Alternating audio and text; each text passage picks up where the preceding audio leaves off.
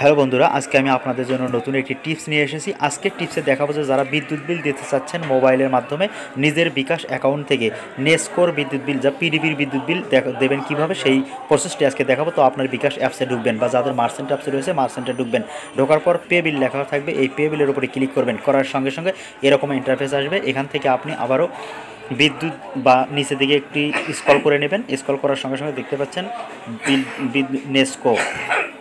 নেসকো বিদ্যুৎ। এখানে পোস্টপেড আর প্রিপেড দুটো অপশন রয়েছে। অনেকেই বোঝে না পোস্টপেড প্রিপেড কি, তবে সর্বশেষে আমি বুঝিয়ে দেবো, তাই না টেনে সম্পূর্ণ ভিডিওটি দেখবেন। এরপর এখানে আপনার যে মাসের বিদ্যুৎ বিল দিতে চাচ্ছেন সেই মাসটি উল্লেখ করবেন।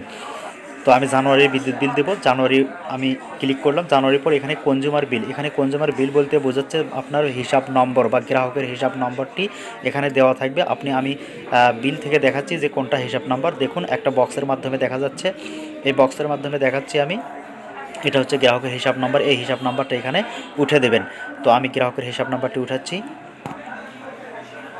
গ্রাহকের হিসাব নম্বর উঠানোর পরে নিচে দেখতে পাচ্ছেন মোবাইল নাম্বার, গ্রাহকের মোবাইল নাম্বারটা এখানে দিবেন।